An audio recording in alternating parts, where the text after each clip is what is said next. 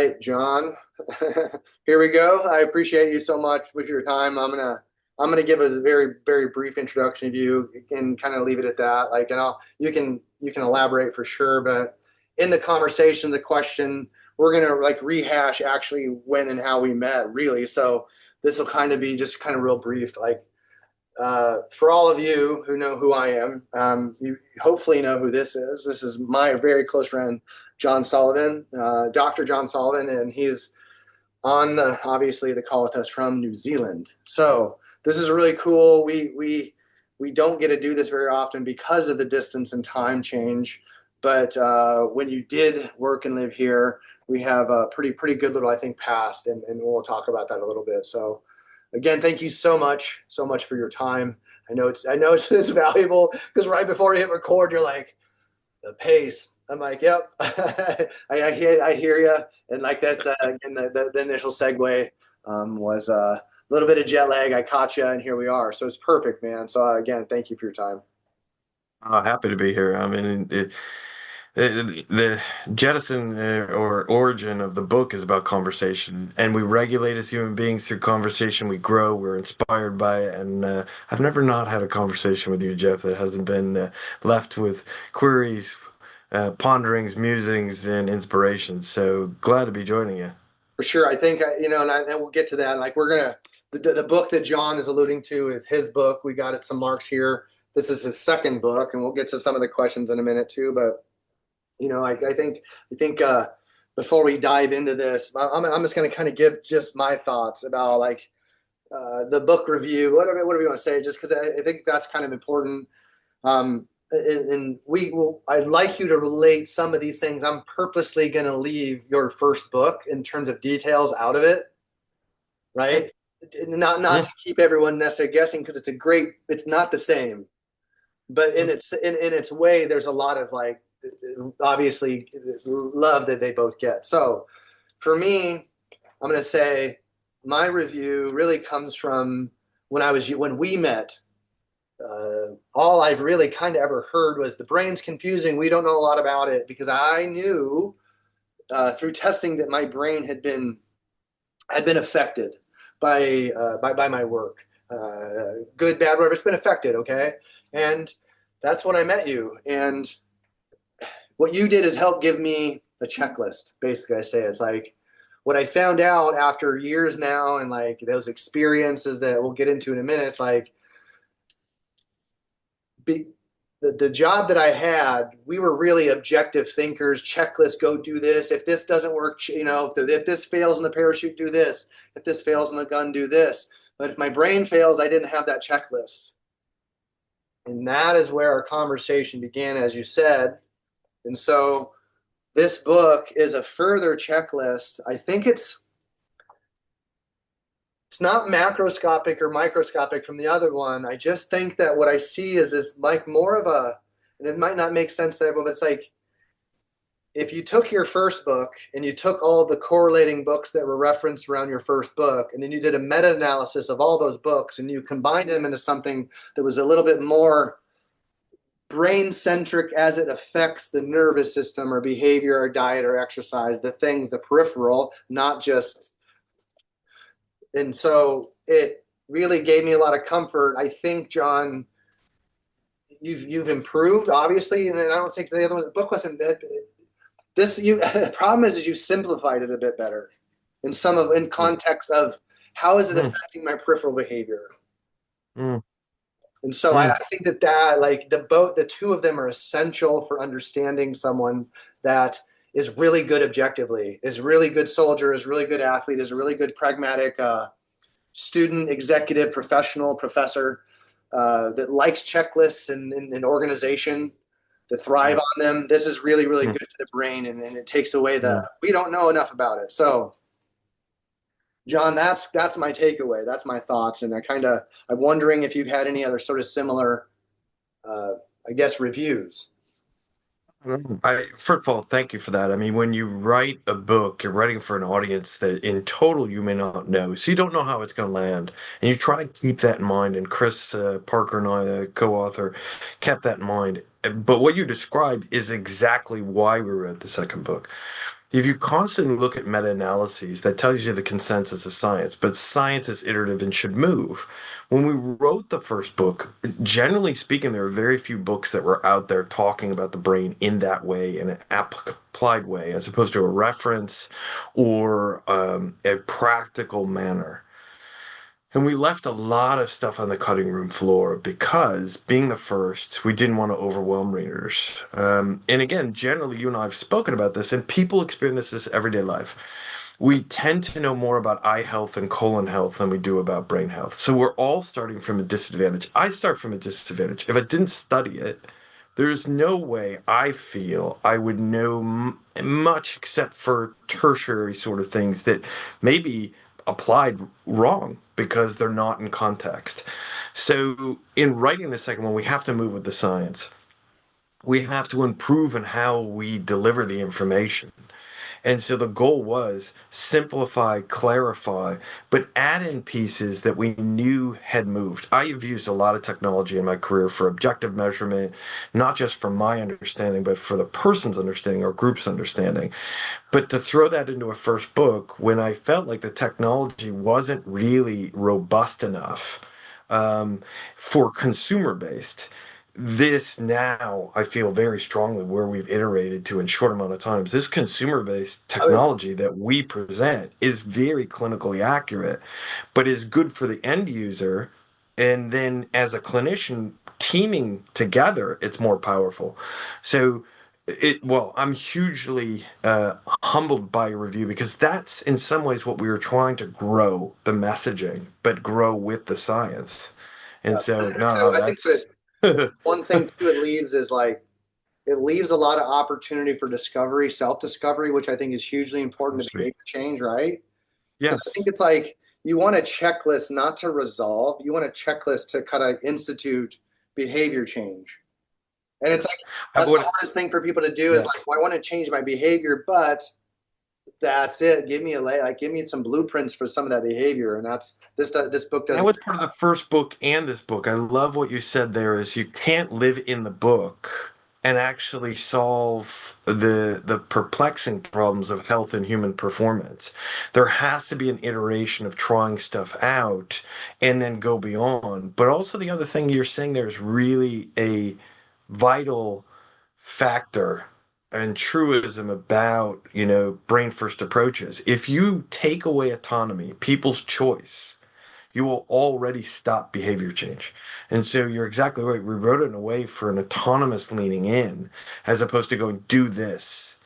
First of all, human variation is the rule, not the exception. That goes back to Darwin, Especially not the 1853. population. Like so, like the do this Yeah. works great. You know, like we'll talk about the military, your military experience too. It's like the objective do this now works really, really great, except for like we'll call it like I don't like to use the word, but we'll say it's like the behavior post trauma. Like how like trauma is not a bad thing. It's the experience that shapes real life saving behavior if that's the training, Right. right? So again, we'll talk about that a little bit too. You know, like but again, like I like that's perfect because most authors that are really authentic about achieving something where there's a lot of scientific reference it's always like, well, my first book really just made me realize I probably had enough sort of data and ability to say maybe two and a half, three books.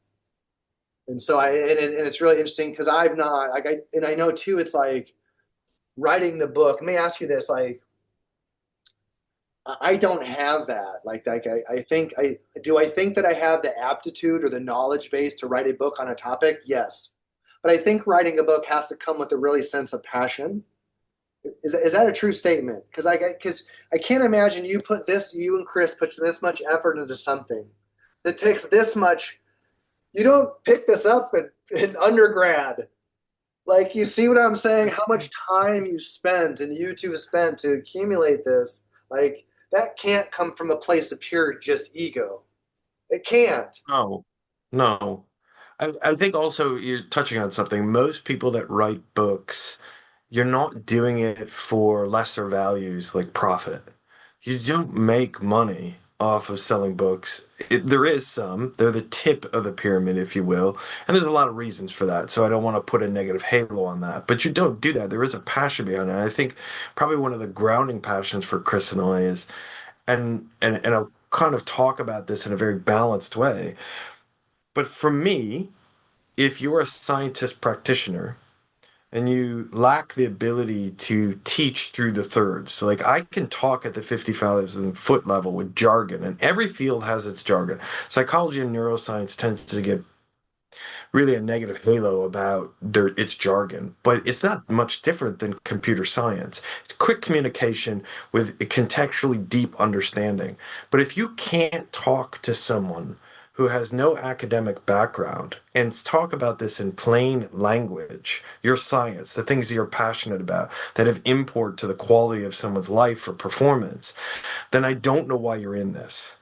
So the passion lies with communicating science that gets locked up in peer-reviewed journals and chapters that people will never have access to or they'll be able to decipher. Now, I do believe in my profession, and I know some eminent neuroscientists and psychologists who really do want to just work at that 50,000 foot level, and we do need them Totally, to totally work right, at that. right. Like I think Yeah, because but this for me, it's that saying like translation. I when we knew each other even most more recently, I stopped trying to be the expert at every level. Like I got comfortable with being an expert in my lane, and it feels like maybe that's happened to you a bit more too, because of where you come from in the U.S. sport world. There's a maturing sort of like would you say that that's because again here's the segue because what I didn't do is introduce you empirically like truly because I'm the first one to talk shit about doctors and PhDs and medics because they're disassociation to experience, but this is not the case. So I'd Mhm. love for you to go. So we'll talk about exactly how we met in here in a minute, but I met John when he was working in the United States, essentially at university and also with the Patriots. Fast forward all this now, you are at again. We're going to get into this more, but now give me your list of actual experience of when we're because the next question is okay, sports psychology as you've experienced in all these avenues of sport from when we met you and even before that at Providence, things like that, right? All that sport, but also in that mix, you were in the military, and so the two, not pros, they're one's better than the other, cons they Yeah. suck. It's like you've taken both those military and traditional American sport type stuff, and now it's ended and put you where? And so how have you Mhm. brought those two things to where you're at now? So I'd love to Mhm. just give everyone here who doesn't know who you are, and I failed to do that initially, was brag about yourself a little bit on it because it's important. It's important to know that like you have this really fantastic empirical background in education, but it's been merged with a lot of experience with a lot of us and athletes and things. And so we've learned to share the same language that you were just saying. Yes, It's been a long it's time translational. working together. Yeah. So that's where your I think I experience comes from. You weren't just on the fucking sideline. So I'd love for you to talk about where we met. Like, hey, at Providence College, you were also where, right? And then that took you to where, and some other here stops. Like, love to kind of see where you're at and Sure. where you're at now. No, and you're tying in two things there that it kind of also relate back to the book.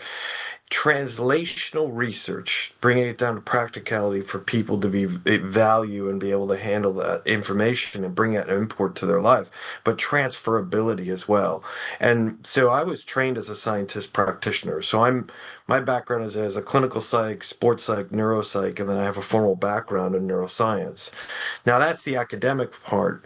But I come from kind of a humanics philosophy background. Knowledge is useless unless you can apply it. And so, where am I applying it? I'm applying it to a broad kind of community of people with broad backgrounds. So, you have to anchor on that, you have to understand the people sitting in front of you. They don't act as groups. That's not how we are. Even among identical twins, the human brains are not the same. So, I'm dealing with a unique person in a constant not knowing model, and I have to apply that.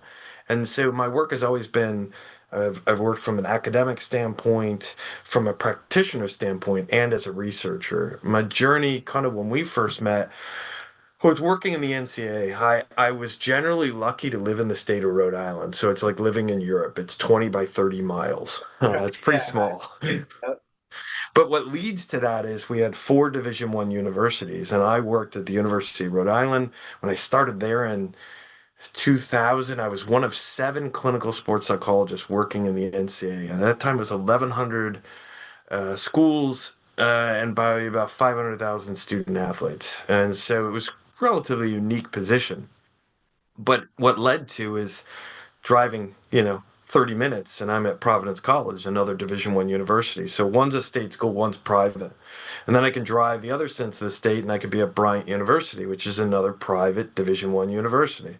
And then at Brown, which is Ivy League. So I got a cross section of NCAA, which was quite unique. The populations were varied. That could be assumed not just by state, Ivy, private. And that led to, with even in the first year, the New England Patriots reaching out to me. And I wasn't necessarily keen on jumping into that, to be honest with you, because I had had enough going on. Right. It was a matter of who are the people, what's your process, and then could I set up something that could be successful under the pretense that pro sport, if I'm one of seven in the NCAA, I can tell you when I started with the New England Patriots, I was one of three in the NFL. So when you start out, it sounds great being, one of the first. No, there are growing pains. You have to set up a system properly. Otherwise, you will not be able to protect talent and develop it. When we met, what was funny about that, and then you were front and center on this. So I knew you were going to the New England Patriots the next day, but I never talked about any of my affiliations. Right. And then you guys found out I worked for, but that's the right ethics. In today's world, everyone talks about who they work with. Mhm. No, no, no. I could walk through the locker room on a Monday with the press in there, and no journalist knew who I was because I was there for the athletes, and the athletes knew I worked with the coaches, and there was no communication between either group unless permissions. Right. Right. So I was, but yet today we have this look at me self-promotion. So I still remember you and your cohort that came down to visit, finding that out and going, wow, that's integrity. But that should be common. It Yeah, still you shocks know, me I when it's think not. it's written on like that, and I think the thing is like some people like aren't in the business of sharing and things like that, and it is that like and that's kind of it's a hard sell now. Like I to be truthful though, I think kind of, I guess we were talking about this too is like accepting like I honestly if I've pulled so far back out of the sport world like I am I other than certain individuals that I know that play in pro sports or coaches that like have known me real well that have been true like say hey can you take a look at this athlete or give me advice about this or whatever it might be some guys but emotionally it was really hard for me to be around that a lot because and this is not a slight it's just what I was naive to. I was actually under the impression that pro sports and athletics was not a circus. Like I didn't realize how much show it is and how very little like real compassion there is for the human inside of that $1 million making machine that's on the field. Like it's not. I couldn't work in that environment anymore. I couldn't do it.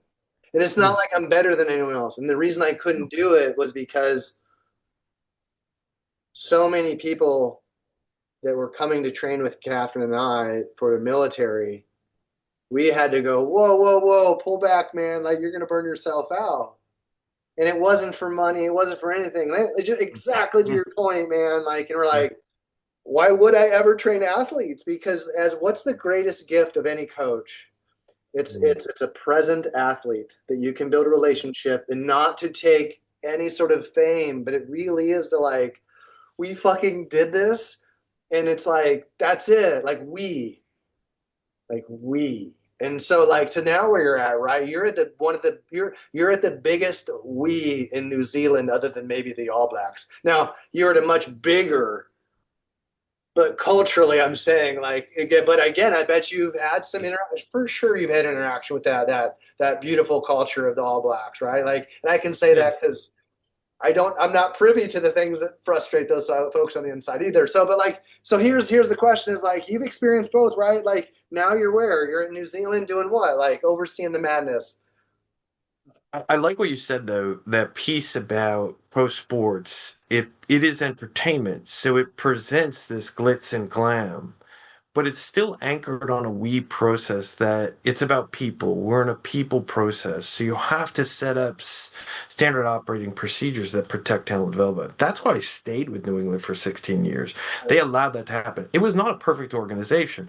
People can go look at, read things, read the books, watch things, you'll see imperfect. But if your expectation to be perfect, you've already fallen for the glitz and glam.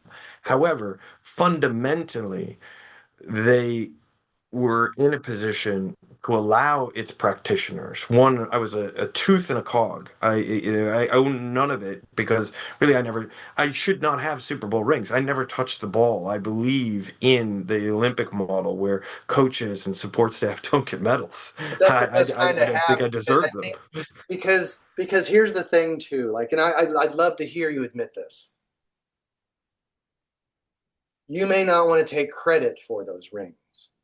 But So, don't you think that you have earned to share the joy in part that they also felt in victory, in achievement, right? well, but I'm happy for them. Like I got Right, to a right, point in my career. but you also can stand there, head high, walk through the locker room, head high, knowing that there's a real mutual like. Yeah, no, I would agree with that. Because here's the thing too is like Yeah. here's the why, John. Here's why. Because as much as we want to be humble and proud, as much as we want to, the people that compel us most to make change in our lives are brave enough to share when they've affected people at that level. So you got those rings. There was a shared experience, earned experience there. You got, and No, I I would think agree. that you, John, like you don't have to pat yourself in the back in that, but you can find joy in that for yourself. That's well earned. That I know I, about you. No, it is true. I kind of pull it from because I come in, you know this, I come from a family of service and military service as well, firefighters, police. The piece of it is kind of that you're speaking to the mission success and you know you did your part. And you don't have to have your tentacles in every piece of the process. It's where it's essential and needed. I do feel that. And there is one ring that probably weighs on my heart the most because the leaders of the team, the athletes, asked to present it to me. And so, um, talk about a moment that still brings up. It's no different than when I was given a challenge coin at the command. Like probably one of the nearest and dearest. I don't have a lot of things moving across the Right, world. right, You yeah. lose a lot of your material goods because you got to travel light. I experienced a little bit of the military piece with that of deciding to get rid of stuff, but that is one of my most prized possessions in the sense of what it means, who it connects to. It's about people, and I think my journey's always been about people, even when or, at the command or getting the opportunity to work at NASA, getting the opportunity to collaborate with DARPA and be a subject matter expert. All these sort of things to me always comes about people, process, and solving really perplexing problems, right? About humanity. Yeah, Yeah, for that's the sure. stuff that excites me. I mean, that's Yeah. the idea is like it's the experiences that are able to be enriched because we did work our ass off in this parochial field, whether it's in a classroom or it's in a battlefield, whatever you want to call it. Like there's these real hard lessons that you learn by being, I guess, driven, like achievement. Hey, the next job, the next, master's degree, PhD, the next sniper school, breaching school. It's all the same, man. That's why high academia, high professional sports, and our tier one military, they cohabitate extremely well because I we do. just have different neuroses by different driving factors, right? Like that's it. Like, and it's like once you come to terms with them and you go, it's not like that's how I am. It's like my tendencies go this way. So like how do I make that energy useful? And so it doesn't become self-destructive. And that's You're describing again this coming together, and this is something that actually during COVID, and you know this because we've talked about it, I probably could have. Well, I used the time productively. I wrote two additional books, and one of them really touches on, which will be forthcoming, the point you're just making. I think high performance or elite military gets this more than sport. All you described there is all we are is educational communities. That's all we are. Sport in so forgets many that. ways, right? We can make that statement more beautiful, but right, you're like it's like that's what it is, right? It's a shared vibration of like this is what I had or experienced. It's not just and that's why we're talking about this is beautiful. You and I know each other and we can link up. But there's some when you and I are sitting in presence, it's different. It's healing. Yes, It is. yes. Because I feel heard. When I had a problem, and this is how we met, I had a problem. I came to somebody who I was introduced to you by somebody I trust. And for whatever reason, that's the handoff in the community, right? For whatever reason, I always had my guard up. But for whatever reason, John, it wasn't that day with you. And I think it wasn't because of the state of my sobriety. When I saw you, Mm, I was really fucking strung out on pain mm, medication, really bad. mm, And mm. I didn't know what a strung out whatever looked like, but you sure as shit did. So like that's like that when I tell people like there are waypoints in my life that are very meaningful to me for a lot of reasons from childhood. I've had the blessings and the pleasure to have such a life that I've been able to self-reflect Mm, and not mm, be self-destructing totally. But again, this is when I met John in Rhode Island, I went up there not having any idea what necessarily who I was meeting, but we were sitting in this really beautiful but like it's all glass like in that outreach of that one of the centers, one of the mm. academic buildings there, the student centers, and it was really Yes. well lit.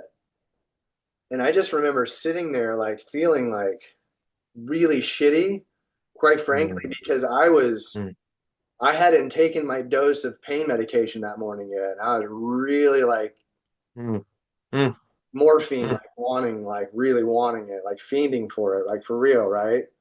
And either mm, I didn't have it, I think I ran out or some shit, or I was too scared to fly with it because I didn't know the airports.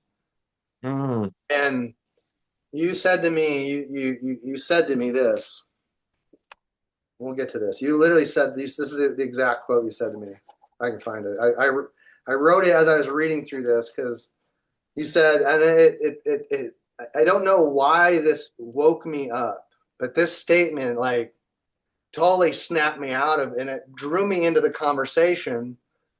My head was elsewhere because I was just sick, whatever I was going on. But mm, it brought me in. mm, You said naps are wasted on kids, and I send you like, and you're like, well, what's relative to the tactical population because that's way worse. Like people, like you need naps, and you go. Then you said the only thing worse is children that grow up in a violent home. You said that, and I was like, I don't. And then I started listening, and you went to the bathroom, and I came back, and you had said something to me, and like I was really like, man, you look really really tired, and I was like, yeah, I was like, I just really like felt like shit, I was just trying to play it off. And you said, this is what I want you to do. You said, there's something about your life that you like really like makes you happy? And I was like my son. And I was like, is there anything that you like share with your son that's like unique just to you two? And I was like, I removed the end of my son's crib when he was a baby. And I used to put eucalyptus Vicks vapor rub on his feet. mm, And I would lay with my feet on my knees on the ground, my chest in his bed because the end was removed, and I'd put his thumbs and I'd fall asleep until my laundry would go off. It'd buzz, and I'd go downstairs, change the laundry, go back out, fall asleep on my son's feet, Buzz, laundry would buzz. I'd go downstairs and I'd be off for another month or whatever it was. And so you said, I want you to go to this place. And you gave me like an area of town that had like this restaurant, but it also had this like a hippie shop. It was like an essential oil shop. And you're like, I need you to go to this shop and buy eucalyptus. And I was like, and you're like, as a matter of fact, because Mark was there, Mark was like, hey, that's actually not far from the hotel, the place that he sent you to go. I was like, okay. So above all people, Mark and I went into that fucking hippie shop and I got eucalyptus oil in this parking lot. It was like so out of character for me, man. Like I wouldn't have been fucking caught dead, SEAL Team 6 operator, big fucking beard, angry at the world, to go into a fucking hippie shop to buy eucalyptus. Because you're like, what I want you to do at night, I want you to like, like create kind of a bedroom. And we'll get to this in a minute, but you're like, you linked that emotional response that I had with my son in sleep. You had me start recreating it in a way that you thought would be familiar in a scent. You were fucking on it, man. That was the first night of sleep I had in fucking 3 years, man. 3 fucking years, man. I'm telling you, 3 years I hadn't slept through the night more than like 2 or 3 hours, man. I slept for like 8 hours, man. I woke up like in a fucking panic because I had never slept through the night, man, since I was do remember the 22 years old the last conversation. time I slept through the fucking night, man. I was 34. Yeah. I do remember 12 the years, man. conversation. 12 years no sleep. Yeah. As we were talking before this, like I have this weird thing where if I see someone's face, I can remember the context and many of the conversations. I remember this. I remember the scenarios um and again, do know like I was using science from your experience, right? And you then applying it forward. I had no guarantee it would work like that, right? That's why we do experiments. We'd call it something else if it wasn't research. It was research on you. But John, again, you you had fucking the listen, building man. blocks for Listen, strength. science. Listen, that's awesome. But you fucking listen, man. Mhm. Yeah, but that's part of it. Wasn't if it wasn't for you, Mm, I'd be mm, fucking dead for sure, man. mm, And you need to hear that because Super mm, Bowl rings, man. You fucking earned them. I'm certain of it. I'm mm, certain Edelman would be fucking dead if you hadn't mm, got a hold of his brain. mm, I'd like to have him tell me I'm wrong, mm, or even Tom. mm, Serious, man. Like so, like mm, it changed, and we never know, like, because that's where Catherine, we've had this effect on people, like we've changed people's lives, mm, and you don't intend on doing that, but like that's the thing is like it's worth it, man. You got to this point. You're like what? You're in New Zealand. You're the for the country for the Olympic train. Like you're the head sports psychologist essentially for that country's sporting endeavors. Like our U.S. Olympics, you are New Zealand's like, and that's profoundly respectable. You don't stumble into that. You don't get that job having not saved lives. mm, And so like that's the thing is like I think that's I don't mean to interrupt you, but like mm, you have the science figured out. But what is unique I have found about you, you are one of the few people that was truly privy to people that are excelling at the highest point of suffering, self-induced, whether mm, it's seeking an NFL, seeking an Olympic mm, gold medal, or seeking a mm, SEAL Team 6 deployment. mm, There's an exceptional nature to that that can't be understood by people that can't see and hear it. They want to change it. They want to try to say, I know better because I've read more fucking books. And you said, hey, listen, like, because the very first question I asked to the staff there mm, was this, to this Patriot staff. And mm, I said this to uh, Matt Patriarca, Patricia, whatever last. mm, mm, mm, I go, Matt, you've never played in the NFL. You didn't even play at a high level division college. I said, but you have like three NFL Hall of Famers that you are in charge of, and like Brewski and Junior Seau. And I'm like, Mm, My experience is ain't nobody fucking telling those guys what to do because ain't nobody had their experience. I go, how are you advising these people and they're listening?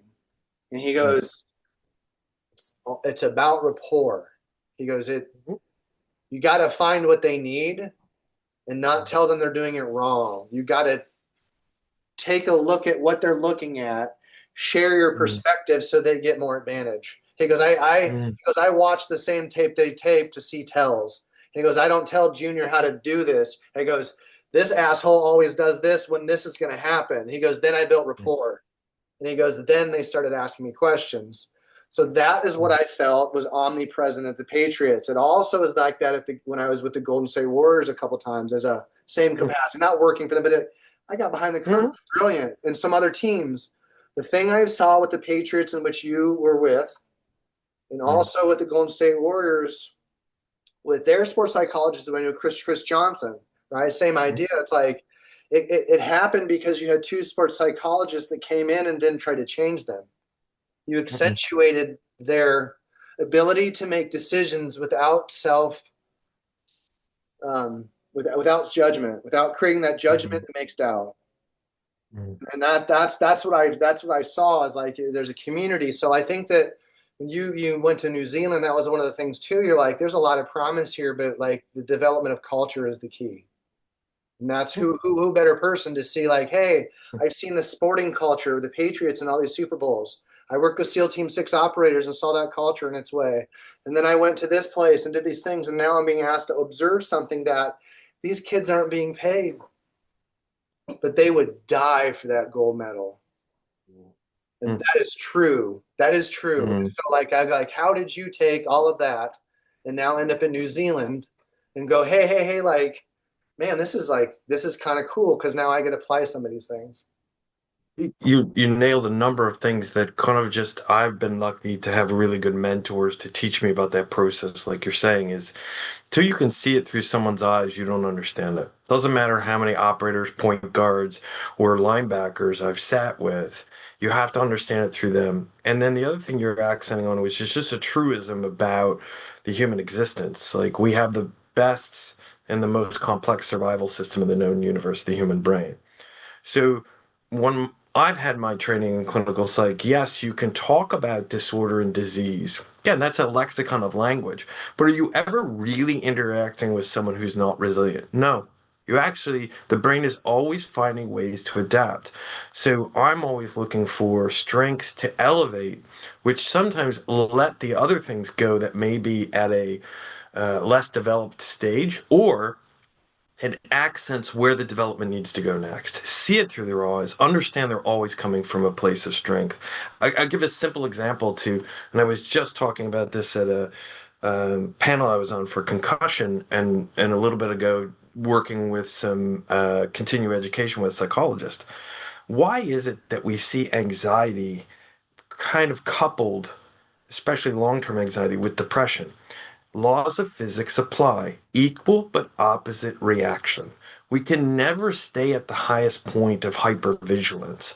So, depression in its earliest forms is a form of moving through inflammation. When it prolongs, it's Yeah, not.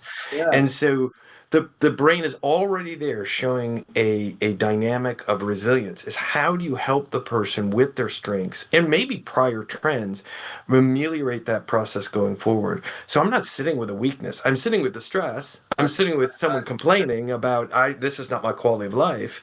But I think that's the piece I wanted to see it through your eyes, and I always sit with that curiosity of teach me, and that's the approach. And you've nailed it. One of the biggest things about the long-term progress of the New England Patriots was Coach Belichick chose educators as coaches. Many of them had master's degrees in special education. So they weren't training a group of linebackers or 63 players. They were training individuals and they were educating them.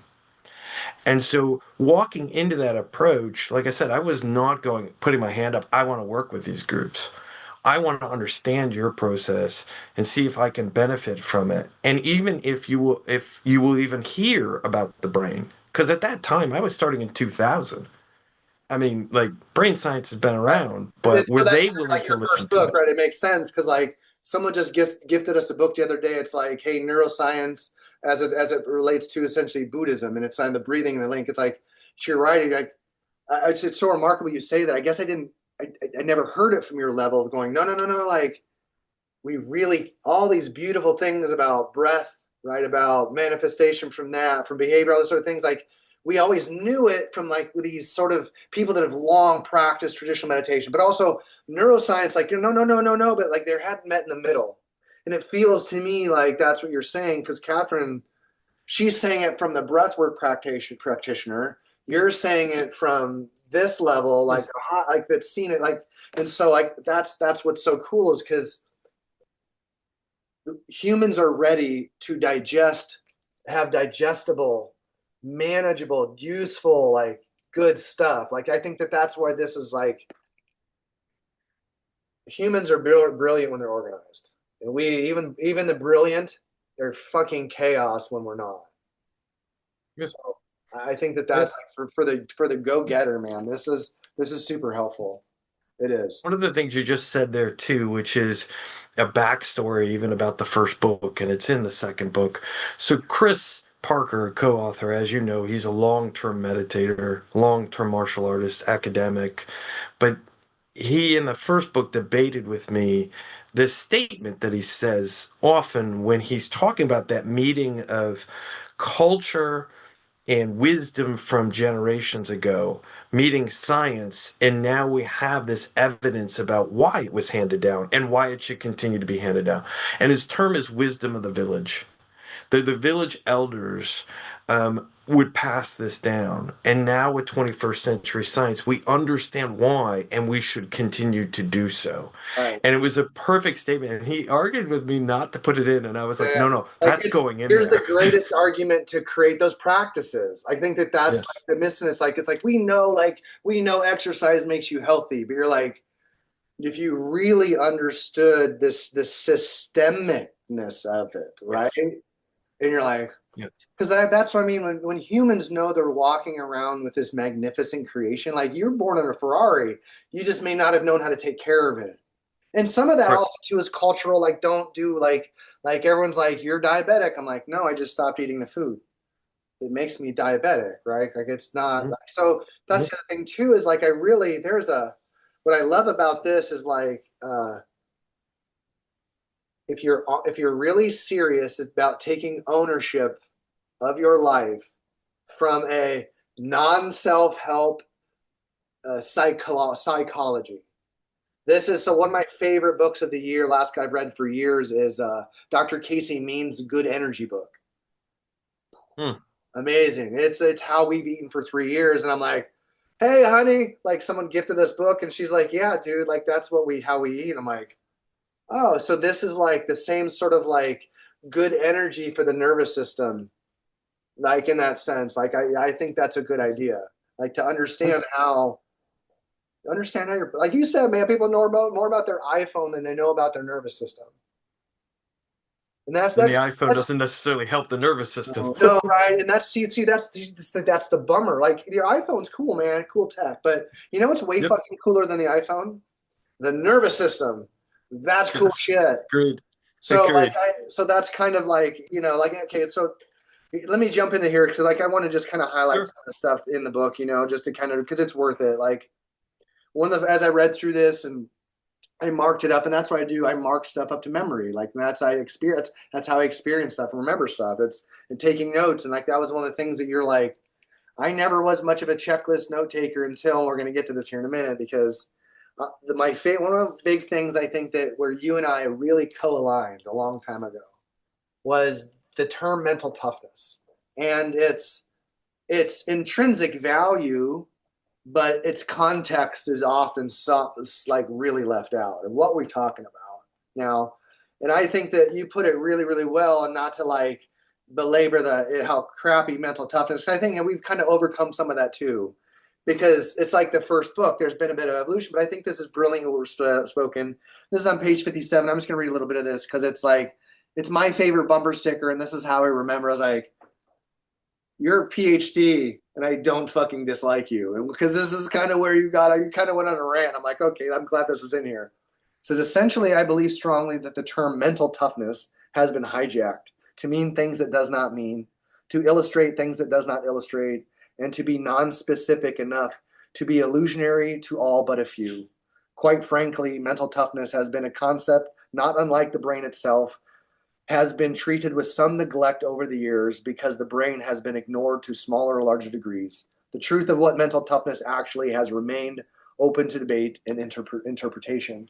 It's a conversation. And I think that that's great that you didn't be like, this is mental fucking toughness and here's a checklist and I'm awesome. It's like, hey, hey, hey, hey, you have to create your own.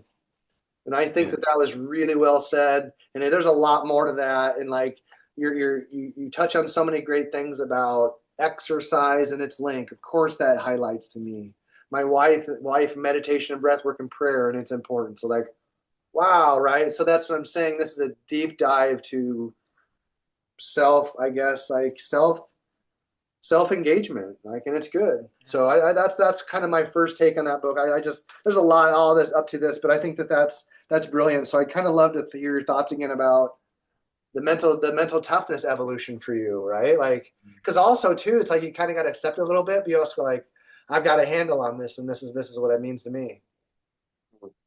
No, I appreciate that. I mean, that's one of the things, even from the first book, I heard from a lot of people about that particular passage, but some of them were in the field of psychology. And mainly, again, there's some confusion. It's like psychology, to be a sports psychologist, you have to be a psychologist. It's hence the terminology. You have to be licensed, registered, but there are people who practice as mental trainers. And they were like pushing against this because they had always been fed this information. But it's knowing your history. First of all, let's go with the positive side of why I wrote that, and then the sections that come underneath it. Neural resiliency does have to do with how you train, like you said, exercise. Exercise outperforms modern medicine, and it outperforms it because it affects the holistic periphery and the brain. We are coupled together for a very particular reason. They can't survive separated, but the brain leads everything. But proper training, dose response with rest produces more resiliency. Now we can name that toughness, but we got to watch our definitions. But so that's what we talk about there. What psychology would say, which is wrong, and we know it's been wrong. So mental toughness came from a term called hardiness, but we had already assessed it and fully understood it in personality psychology. So the researchers had decided to recoin a term into something new is called a jingle jangle fallacy, known by Edward Thorndike and James Kelly from 1904 to 1927, which states if you take a concept, we already know what it is, and rename it, you don't have a new phenomenon. From the word go, mental toughness was BS, Yeah. to be blunt. And Because it grit is has the to be a same. multifaceted thing, right? Like it has to Yeah. be contributed to Know it. your history. Right. Everything is multidimensional. Look, we have to stop. Like, as a psychologist, I can't answer all the questions. I need a team of people. That's what I loved about the elite military and NASA and DARPA. If we have a set problem, we need all the points of discipline, the consilience of knowledge to answer it. There isn't one discipline that can answer any question fully because we're a complex system. So I go with grit, the newest one off the block. So she took a term, Angela Duckworth, that was conscientiousness, then renamed it and suddenly said she had something. Now we know she has nothing, and then started applying it beyond education where it's studied. So we got to know our history, but we got to tell truth as scientists, well packaged truth.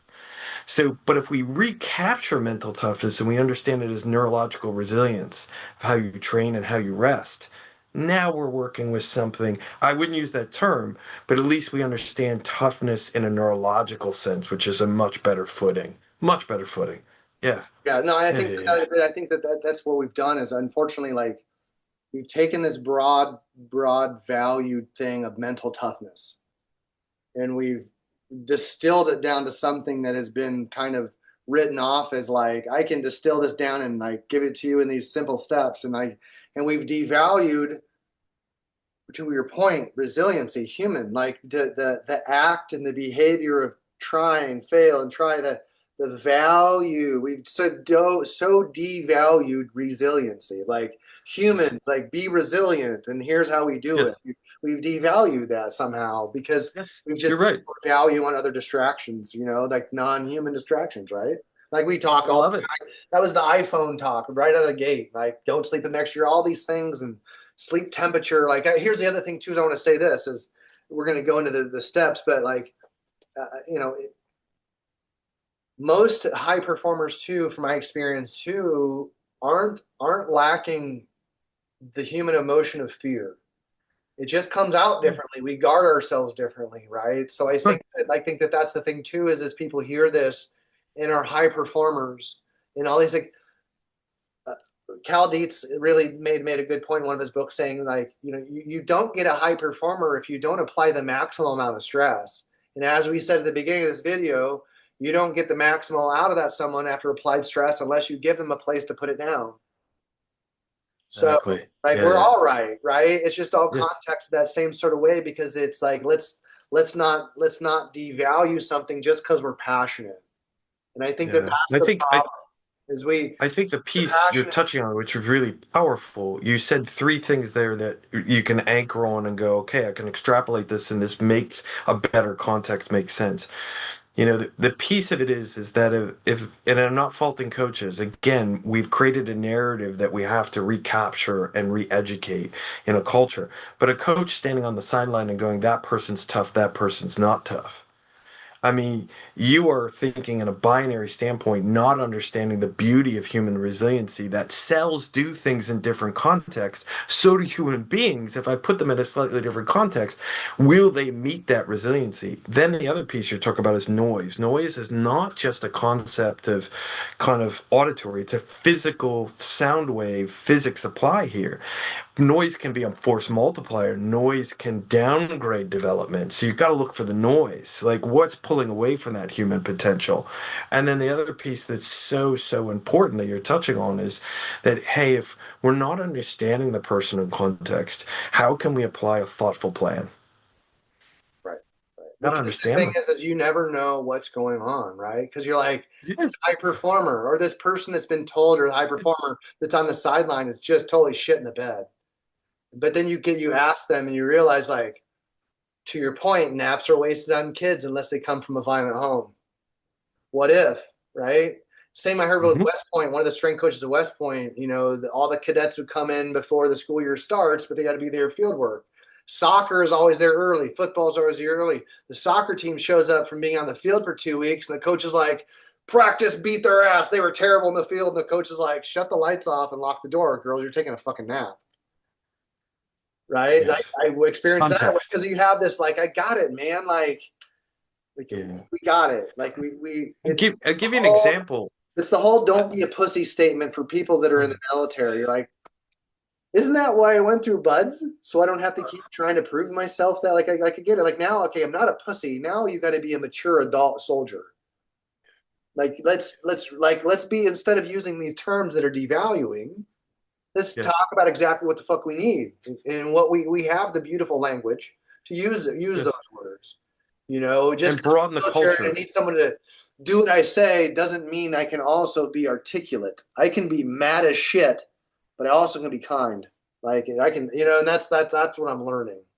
I'm trying. Yes. No, there's always that dialectic. The other piece, the example you gave is really, really nice. And I'll give you one from kind of the backgrounds that I've been in. So you're thinking about fuller context. Yes, you have an operator, you have an athlete, but they're a whole person. And part of my work in any environment I've been, but here's one from the NFL is, okay, everybody matters and nobody matters. Quite frankly, every part of the system is a complex system that feeds energy and optimization and opportunity. So if we don't think about the larger system, so we would have an athlete who's starting to see performance drop. We're seeing metrics that don't meet. We're seeing biologics that trend in the wrong direction. Well, in the past, they would just deal with the athlete instead of asking the question. He's got a newborn at home. So now how do we help mom, help the family environment? So I started to look at things of going, listen, if we don't have the family involved with this, we're deploying athletes in a routine that's very similar to the military. The families are not Yeah, what's the prepared. support system, right? I didn't even think about that. Good point. Yeah, yeah, wow. Yeah, And that's so I would start asking those questions and then start to build programs to support the broader unit. But you know who had the worst metrics? The coaches. They yeah, slept at right. Yeah, the that's what we found because they're like Matt was sleeping on the floor, like right. It's like oh, so like the health of the thing is systemic, especially in that close knit unit, right? It's like that makes sense in the military too because you're around each other as much as like I'm watching like the documentaries on Netflix about quarterback and like the baseball, and it's like there's the Red Sox one, and I just it hit me because I was like, dude, these guys are they were gone like we were. I was like, Mhm. oh my God, like I felt bad. I was like, you, but I also 24-year-old Jeff wouldn't have had it any other way. Oh, understood. Right. So Understood. how do you But and take that how do you that's the trick, right? And you only get their experience. So how do you take the guy that's all fire, right? And then it's like I just now only the last 4 or 5 years with my wife can I see the light and not Mhm. get caught up in trying to be it. Like, oh, you're the light. Like, I get that, dude. Like, oh, be careful what you ask for, you know? So like that's what I'm saying. Like you listened, like you heard, and it's because you were around. You so here's the chicken or egg question, man. Yeah, yes, you got there through like hard work, but things opened up. But like, who knew you were going to be around those group of individuals and then get around to us and go, wow, like I can really be a fly on the wall. And like there are some real similar, like when like how like because you could say this is a true statement, right? That people don't really get to hear this when we SEAL Team 6 operators visited the Patriots, we were absolutely given complete access to everything to include the locker rooms, weren't we? And that is unheard of, is it not? Oh God, yeah, in that Right? organization, absolutely. And Yes. same with us. Yes. When they would come, it was like, well, how did these fucking guys get on our compound without clearance? Like it was like, holy shit, man, because there is this, what I found out was this, and I never experienced it until I was around like Tom Brady. Like I was, because my first time meeting Tom Brady, I I took his shirt and his shorts out of his locker and I kept. wondered if you were going to bring up that story. Yeah, I kept them. Yeah, it was like because I said to the equipment manager, I forget who it was, he was giving us a tour, and I was really like actually my OCD. I was super impressed by the locker room, and I was asking all the questions like, does the media Mhm. come in here? And I was like really curious because I thought his job was fascinating. And I was like, the lockers are fucking beautiful, man. And he's like, and I was standing in front of Tom Brady's. I was like, well, what's gonna happen if like does people come and just take their shit? And he's like, nobody comes in here. And I go, I took his shirt and his shorts and I kept him. And he was totally good with it, right? Like, but it has not everything. So, like, I say that not to be is what I realized was this, and I wasn't aware of it until I worked with other teams and was around other guys, like high profile guys, like those same folks, and it was like you probably experienced a lot, which is really really cool. You get to talk to them like they're humans. And when I was talking to them, I don't give a shit about the first question I asked any of the players, I always did. I didn't get a chance to ask Tom this, but I asked Gronk this, and I asked this to the Golden State Warriors. I asked this to Stephen Curry, and I also asked this to at the time Luke Walton was assistant coach. I asked this to Steve Kerr. I was like, well, I really want to know, like, really, like, emotionally, like, if this was taken from you, what would be, do you think, the hardest part of it? Mm. And it wasn't like I wanted to instill fear. It showed me their psychological makeup a bit, like of Mm. like what drives. Because like I asked this question, like Tom and Terry Brands, the wrestler coach. I was like, the fear of failure was so like debilitating. So they had to shift it to this like ultimate focus and like it's not doom and gloom, but it's this like you're always on the edge. And all those guys, when we would come in or they'd come to us, it wasn't like you're not a fucking zoo animal and like always expected to to be on. And they're like, you could just have a you got welk like the shit that the shit that America doesn't hear in the locker rooms that you've heard that's like would completely make America go, those are a bunch of hooligans. They're like, yeah, we've got a part of that. And it's the same exact in our team room, was it not? Because you've been privy to that Yeah. too. Yeah. So, Yeah. anyways, like But I think you anchored on one of the most important things. If you don't see them as people and then try to understand what they're embedded in a process and what they're trying to execute, if you do it the opposite way, the environments they've grown up in is you're going to try to take advantage of them they don't because they're have vulnerable time. populations. They don't have space to waste traction because Oh, somebody's going to catch them. And that's where the psychological is like in the sports world, like the kicker, the punter, the long snapper. And then you got like everyone is on edge. It's like, it's the same in the SEAL teams, but it's for different reasons. It's not because someone's going to take our fucking job. It's like training days we could die. And you don't like, yes. it's not like, oh, look at poor Jeff. And we're not thinking that. No, no, You've established no. that behavior through training that like, fuck, this is serious. So you emotionally just get up for it. Just like, it becomes You can't be on all the time. And so oh, you have to create environments. And I love what you're saying there. One of the things that certainly my time in these environments is, and I often are teaching people about this, and the light bulb goes off. When you're doing a job that's life and death, or doing a job that has high importance where we know in the NFL there's not enough jobs for the graduates who play football at the NCAA level, right? So it's a high selection, next man up sort of thing. It shouldn't be, but it is. Let's just be honest about that. We can be more kind and humanistic about it. But if you're in both of those environments and you don't allow people to recover, where there isn't an environment of that stress, your sympathetic nervous system is going to be in overdrive. Your brain is never going to be off. You will break people. And so you have to create environments where you're emphasizing dosing of really good training with being off and recovery and meeting them as people, understanding them as people, getting to know their families, what's important to them. It's not just a ploy of I have a leverage point, is that's how we regulate as human beings. And the same in the teams. it's a point to Same. listen from, right? It's not a point That's right. to gain ground and advantage, which it No. may seem that way from someone peripherally that's not part of this, right? And so it's a recognize like, hey man, like this is a real thin veil, but we know how mutually we respect it. You know what I mean? Yeah. Yes. So and then on that same Yeah. thing, I'm going to kind of segue right into this is like kind of like Sure. my favorite part of the book. I will say if I want to say it's super important because this was our introduction. So I mentioned before that John gave me a checklist, and I mean it was a verbal, it was a real, and one was the scent, the smell. Like find something that can emotionally attach you to something that brings you real joy. You can't, even if you tried, you can't look away from the love and joy of maybe a child or a spouse or whatever, might even a pet, right? So here now on page 122, this is even where the acronym process is at, right? But this wasn't even meant to be, and this was never, there was no process like there is before. This was a conversation that John and I had. And here's the points that I was able to take away, and I worked on these, and these are the things that I was able to change in my environment on the road and at home.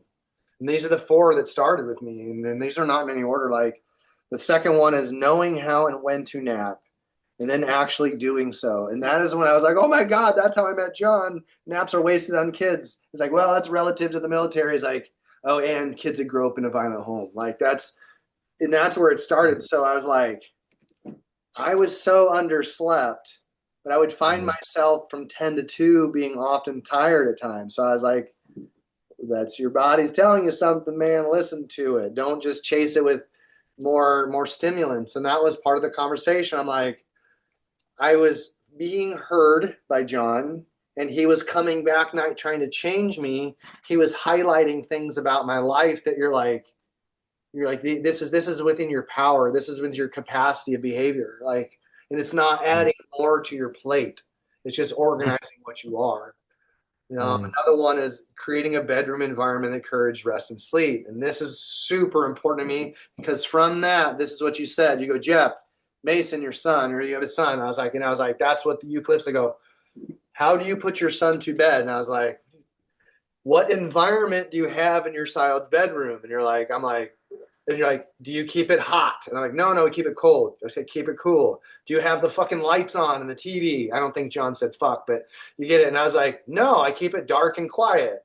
He's like, would you put your son in a really itchy, uncomfortable sleepwear, like shitty polyester? I'm like, no. Like, put him in cotton, something breathable. It's like, yes. It's like, what? And he's like, would you give him something spicy or something awful before we go to bed, or would you like maybe take a protein shake or breastfeed them or have some colostrum? Like, I'm like, so he goes, you need to treat yourself like you're an infant. Don't have a hot Mm, room. Keep it dark. Keep it mm, quiet. Don't have it dry over too humid. And I was like, I just was completely fucking dumbfounded. To this day, we still leave this checklist with some other things that we've done about. You're like, if it's really, really dry, take a wet towel and wet it, and then put it mm, over the air mm, conditioner so it'll humidify your room. I'm like, mm. it's like you guys spend a lot of time in the desert, don't you? I'm like, where the fuck has this guy been, and why is he not being hired?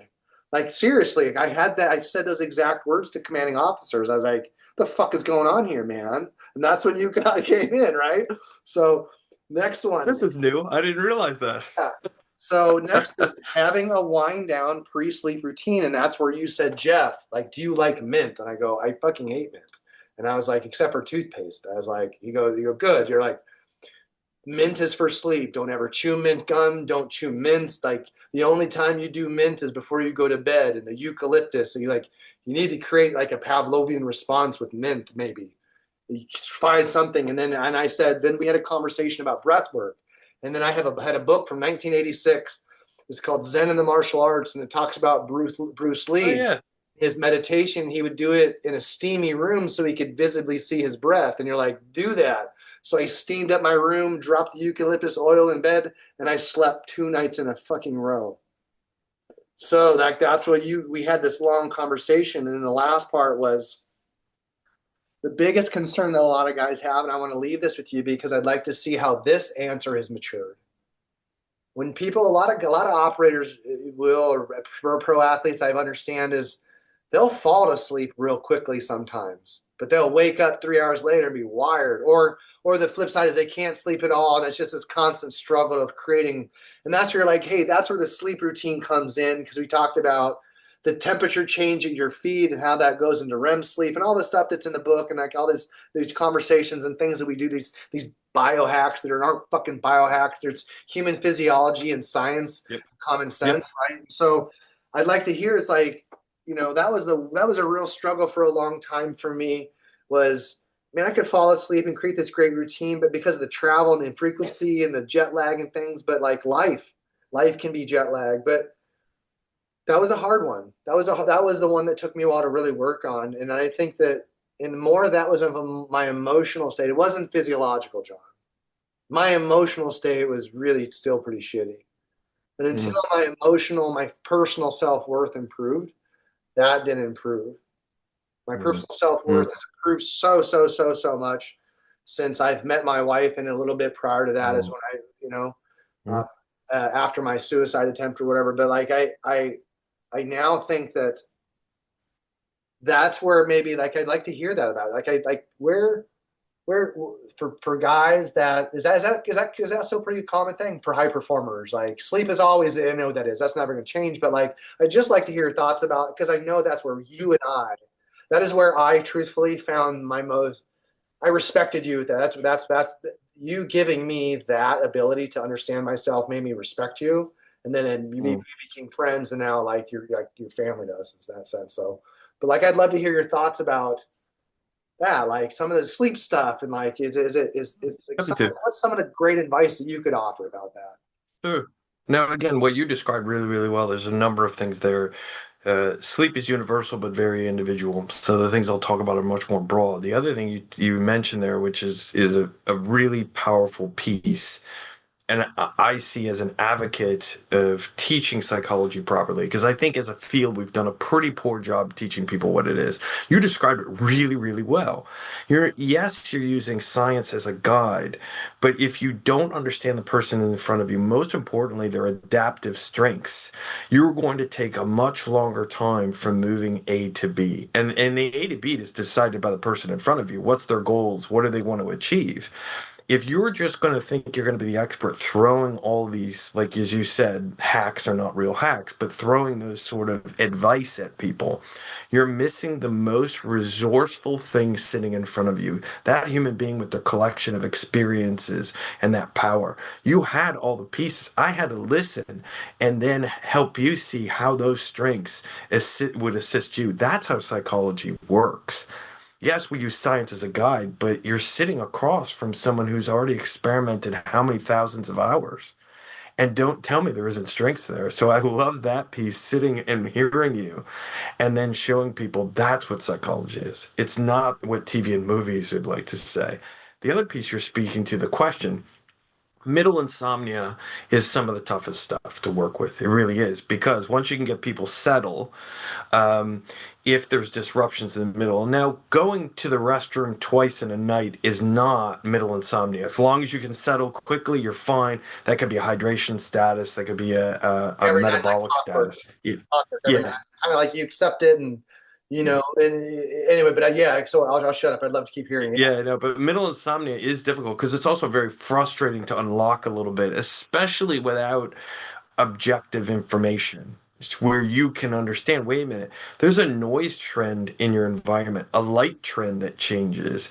There's a movement dynamic. Now, this is where I would talk about some of the technology in the book that helps with this, that is really clinical grade and almost like a sleep study in a box. Now, again, as I mentioned in the book, and I'll mention here, ethically, I've been a scientific advisor. I'm a scientific advisor right now for 8 companies. Now, I leave money on the table for ethics. I do not get paid for those roles because I don't want the conflict of not being able to tell them you're not doing I science. speak But personal. Right. Muse, Yes. yeah, Muse headband, Muse S is an excellent device to start to understand some of those middle insomnia pieces, movement, stillness, and then start to evaluate noise and light. I'll give you a for instance. Sometimes, and you have animals, and I think they're fantastic. And they bring a quality of life. We know that piece to it. As long as you don't as long as you don't create a circus, right? You You gotta know, create 40 routine, like cats. right, same thing. It's like you gotta master a routine if you want. Yes. You bet. Yeah, yeah, for sure. I Yeah, would have operators as well as athletes and just general population. They didn't realize their dog and cat runs across their bed every night. right, right. And in And they're itself, like, for someone that's a high performer that leaves someone like on edge, not in a bad. It's necessary. Like we would call it like hyper vigilance. Like, but that's we again even that it's like that is a necessary thing to be a high performer. What's the problem is like the down regulation from it. yeah, We yeah, want you to be hyper vigilant, be able to access that. We don't want you to live in it. yes. And one of the things I would say is like, okay, we got the environmental stuff, and now speaking to that hypervigilance, which does have to do with this high performance environment at times, or trauma, which is not a bad thing. You mentioned that earlier. That's just a stimulation. It's about working it through. That's a learning. That's a survival learning. But when hypervigilance happens, you also want to look at fueling. A lot of times people are underfueled, so middle insomnia happens because if you're hypervigilant, you're burning more calories and you may not be fueling enough before bed. And so one of the things we do in the environment I'm currently in, and I've done it other times, the technology's gotten better, blood glucose monitoring during Yeah, sleep. that's what changed me. Like, oh man, like Yep. that's what changed my life, like my lifestyle, my behaviors in in eating. Like, there's emotional. Like, it's like I personally, you're right, John, needed someone to go, hey, stop being an asshole, stop seeing that. I just when I have a self monitor and then you're able to shape behavior, create good habits, you're like, now I had beans soaking for 10 hours last night, just cooked them a bone broth. Like I don't eat glycemic foods because I found out like some patience in cooking and things, right? So like that's all. See, this is why, John, it's so valuable to that you are able to speak because I don't know how, I can't surmise it, John. Like there are excellent sports psychologists out there. I met some good, but I've never met one that like is quite so fucking correct. Like in the sense of like observationally, like, hey man, like these things are behavioral and systemic, and we can change them, and like here's how. And I know that it's really helpful to a lot of people. Like it really, That's and I think because like ultimately high performance has to go through the nervous system, the brain, right? It's going to have to go through absolutely. like, all the things in here. The thing is like high performance and good behavior and all these sort of things is going to have to go through all that, those peripheral like exercise, meditation, all these things, right? Like that you lay on the book. That is the whole system. And I think that's the thing too is a person sees things difficult, and I always tell people, don't, when you want to remove something from your life, make change, find something you can create a substitute for that energy, whether it's food or it's like that's like I have a hard time sitting still because I'm a doer. But it's like the same idea as when you give someone a good checklist and you know that someone's really willing to be introspective when they're really, really willing to be introspective. And you don't know that either, right? Like I could have it could have worked very differently. Because I know that you've met people that have met you that you've had similar conversations, and like unfortunately it ends in tragedy or just like disillusion. Yep. No, absolutely. Again, there's a timing to it too. Like you're absolutely right. You and I could have met and that readiness not be there for to receive the information in a very similar fashion. So that's okay. We have to be ready at times. I do too. Like, for instance, one of the things you just said, I have to say as a scientist, and also for those you work with, those who read the book. My job is to miss small, but I learn greatly from the people I work with when I miss, when things don't work. That's the duality of the collaboration of applying science. Otherwise, it would be so easy. I go, here's the checklist, do these things, it'll work fantastically. We're too complex as human beings to go one size fits all. It's a mistake we make in medicine. It's a mistake we make in academia. It's a mistake we make in sport at times. Nothing is one size fits all. But if we have patience, like you said, to figure it out as scientists, working with people who are the experts on themselves, we will find the answers. It never may move as fast as people would like. I get that too, but we'll get there. Absolutely. Like going back to the middle insomnia thing, some addition to the book, because more research has moved, but you're familiar with this. If you want to train your central nervous system to be still, you have to engage in that training. Floating, sensory deprivation tanks. It's a great way to drain off sleep debt, but it's a great way to train being still. Yeah. And thus, you're training that central nervous system during sleep to be able to be still without hypervigilance. I want to. Here's the beauty is because this is gonna have to be a second because my second video idea with you is gonna be basically the second conversation because you're the one that introduced me to float. I've installed 7 of them, like right. So it's like I kind of like yeah, Mhm. I'm waiting to get like to another place in our because my point is this is again just like I said like the ideas of the eucalyptus you gave me and certain other sort of like nervous system certain nervous system interactions right straight to biological behavior change or using those sort of introductions to enhance your experience of awareness. Whether it's breathing, it's in this book. So like, I'd love to. What I want to do for the next one is, we'll correspond an email, but I really, really want to talk about float tanks because in the maturing that you've seen in that, and some other Yep, things, and some of the other wearable tech. So I want to kind of really not because absolutely. here's the thing too is this is where the last piece we were saying like being an expert on yourself and using the float tanks and things like that. So my last thing is like before I go because I didn't want you to go on too long because I really really want to unpack the float tank stuff with you. I'd love to hear what you have to say, Yep. and I want to give Happy it to. credit where it's really really due. And I knew something would get unpacked in this conversation, but I want to say that just a point is like being personal experts, like you're saying, like it's not that we have everything solved. And I know people we want to share this because we want people to be able to emulate good ideas and good through good experience. So give me one or two things you can say, hey, with your given life and all this advice you offer to people, we do practice what we preach. Maybe not in its entirety when we're busy, but what are one or two absolute non-negotiables that you use? And to say that like my go-to is breath work, is community, is what is exercise, is things like that. What do you use in all your knowledge and experience and personal expertise, you and your wife and your family, and whatever it may be? What are a couple things you're like, man, this is what we do and we're proud of it. And this keeps us in order. What are some things? I mean, I Non-negotiable. think that, yeah, non-negotiable is sleep. I mean, you can't out-train it, you can't out-eat it. And so if I do anything else better and I'm not sleeping to a satisfactory level, again, like you said, not perfect. Perfect doesn't exist. So it's you're creating good routines where you can most of the time, majority of the time, get good sleep.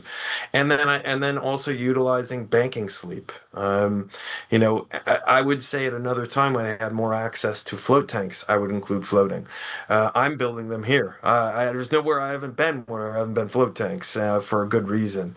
The other thing I would say is exercise. I said it earlier. We are starting just as a science, which is so sad for me. But we know exercise is outperforms modern medicine. But we're just starting to unpack the holistic approach and how does it and every network system help. We know a lot, but I feel like we should be farther along. So maybe Right. that's my That's the impatience. big thing too. Is like I think that I'm a fan of research to a point of now, like because people reach out to us pretty regularly, go, "Hey, we'd love to do some research. You guys, this, that, or look what you're doing." We're like, I don't want any more research necessarily. I want the research we have to be applied at the level we know now. Agreed. Yes, Like it's not agreed. just like we know. It's like no, no, no, no. Like we know enough that we could put practices to what the data we've collected. Oh, Like yes, we know, like yes. 'cause we failed at these and not really these really well. Like and then We know enough. We right, know that's what enough. I'm saying. Yeah, Right, and so like yeah. yeah. So definitely I agree. Like naps and the thing too is guys is like this is gonna sound super juvenile, but it's like that's how my brain works. It's like I literally have to give myself permission to go like because I'm a god. Same with Catherine. Like we'll go till we can't go and we get sick or whatever. Like just get run down. It's like take a nap. Like dude, it's okay. It's the life is it's you know what? Like I don't know if you what you say the word earn. Like whatever verbiage you have to tell yourself that is that self talk again. I'd love to hear like so much about like the practices you might implement for somebody that is definitely like you're the candidate for a better self talk. You know, like Mm, that's a mm, big mm. one in spec work. So I'd love to talk about float tanks, self talk, and something, right? But again, it's like those non-negotiables. Anything? What else on your non-negotiables? Like that you're like, or expand upon. Every I'd love you to expand upon most banking. days. Like banking. Yeah. Can you elaborate on what you mean by banking sleep a So little bit? again, it's a little bit of misnomer in words. Like we can't bank sleep, but we can accentuate recovery processes that lead into. So if I have a team so our nearest competitor in New Zealand is a 3 hour flight. So if we're not managing sleep processes and banking recovery, then we're giving our opposition advantage. So I will tell them if your flight's on a Saturday, so on a Friday, you're gonna sleep as close to 10 hours. On Thursday, you're sleeping as close to 9. And then on Wednesday, you're sleeping your normal, probably most people are 7 or 8. So you want to just extend your sleep. Because also, when you get on a plane, it's not pressurized to sea level, it's high altitude training. So you got a compensatory processes for that, even when you get on the plane. But that's what I mean. And we talk about that going on missions, your call up window, accentuate and bank your recovery because you're heading into something and your brain is predicting 4 minutes ahead. It knows you're going on mission and there's going to be stress and strain. So if we don't do compensatory processes, who's the fool here? We know what we're walking into. But we don't learn about this stuff, so I'm going to be cautious about saying that. It's more of when I say who's the fool here is the scientists who are supporting the people who are going to do something tough. If we're not ameliorating that process and giving people those strengths and opportunities, I see us as the fool, not the athletes or the operators. We're the fools. We didn't do our Because job.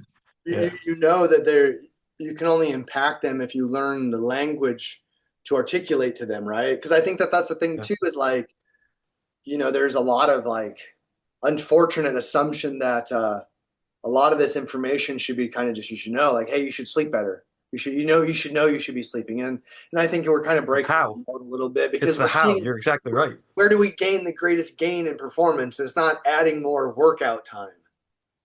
And I think that's No. really it's come to a head. We're seeing it with injuries, we're seeing with burnout, we're seeing with all this Yep. with the stuff. So hopefully there's a lot of lessons learned from this. And again, that's what we're gonna got so Thank much you to for talk stopping about. me to define that because that's important because you don't, definitions really matter. And that's another thing going back to when you listen.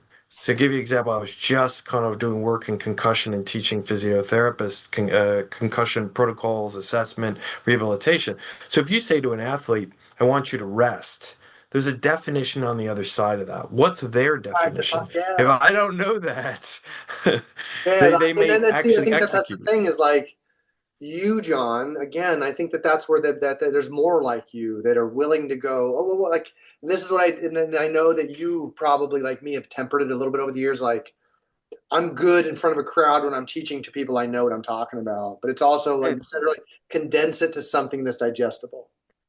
And I think Absolutely. that I think that that's the gift I see too. Like, I see that in you and I see that in me and good coaches, people that can propagate good information, the ones that are like, ah, the gift isn't me as the athlete anymore. The gift is that I've been able to go like, you know what? Like, I was able to found that articulation to give you the right emotional cues, the right social cues, the right barbell cues, the right eating Yes. cues, the right Yes. And make sure the context is correct because context is king. so And then, healing context and yes, conversation and community. yes, So healing. yes, Yeah. yes, absolutely. I think going back to the non-negotiables, it really touches on some of the things we'll talk about at another time, the technology. So most I got days it at written down. noon, most days at noon, I'll do a session of HRV biofeedback, so breath rate and resonant breathing, which then I'll do meditation with the Muse headband. So for me, I find the information helpful for me to track and then understand context. So, did I just leave a meeting that was really stressful, that was more organizational related? And then, how did I get my central nervous system to shift? And we can talk another time. Why do I do resonant breathing and then meditation? And again, you and your communities probably know that, but we can expand that knowledge.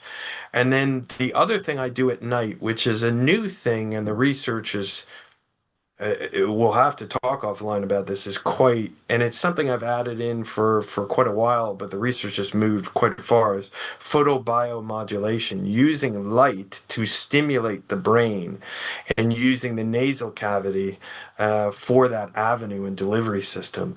We know light always has cellular dynamics. That's why actually light passes through our eyelids, and if we wake up naturally to light, what happens on the end of that? But dosing our brain with light. Now, I don't do that at the office because, yeah, putting something up your nose that Yeah. shoots light on the lower end of your brain is a little bit weird, but I'll get people used to that. But I'll do it when I'm sitting on the couch watching TV at night.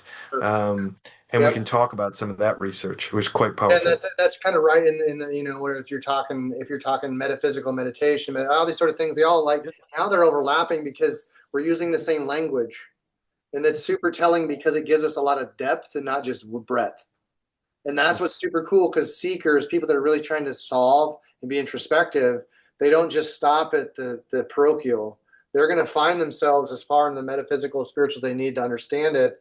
But they're going to expand anyway. Like in the person in the spiritual side, like myself, I naturally want to expand into the biological space and the neurological space because that helps me create a practice, a framework. Because I like pragmatic structure, hitting off a baseball tee, shooting at a range, because ultimately doing it enough, I can feel it.